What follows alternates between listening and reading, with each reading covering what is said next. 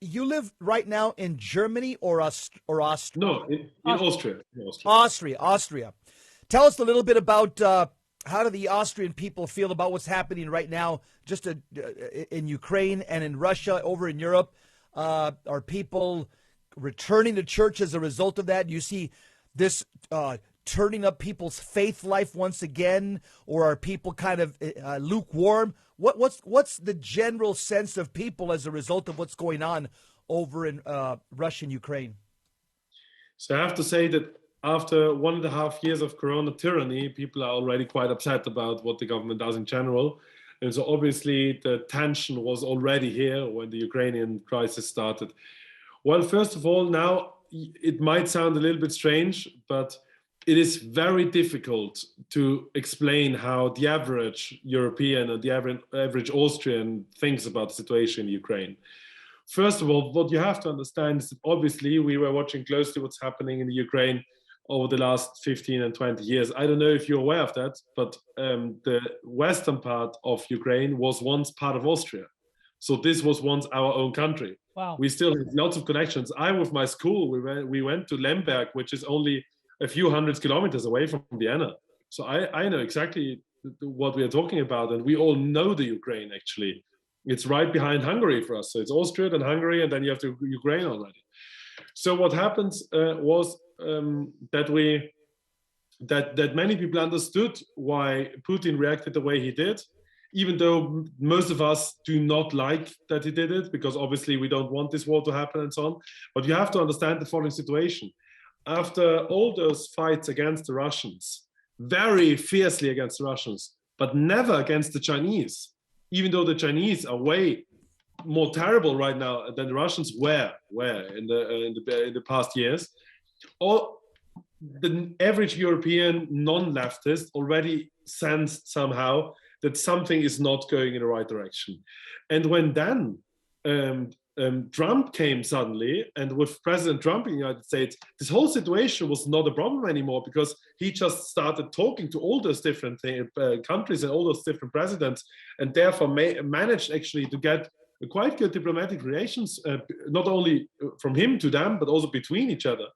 It was really a big relief for all of us. And now, under the reign of Biden, under a terrible European Union right now, and after the Ukrainian president went in front of the cameras in Munich 1.5 weeks ago, and gave a speech in which he said, we want to introduce atomic nuclear weapons in the Ukraine. Every one of us already knew, okay, if Putin wants to do something, he now has to do it.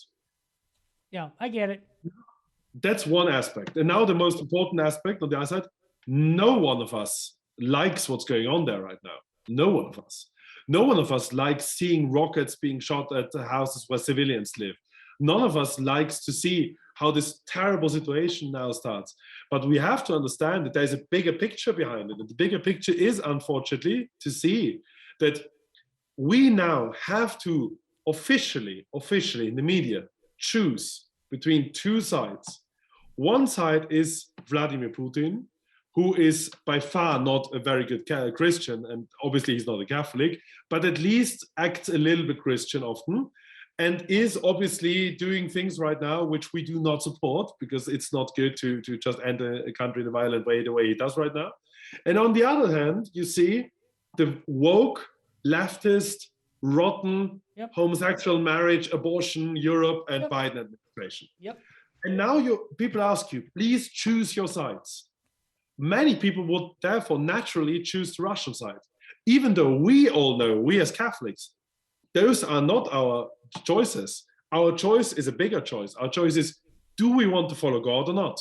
Amen. And if I now try to follow what God told us in his holy gospel and in the Holy Bible, and in general through his saints and through the church during the last 2,000 years, we understand very clearly that what the EU and Biden are doing is very bad.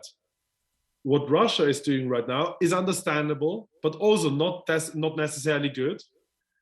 And supporting the president of Ukraine as if he would be a hero is also wrong.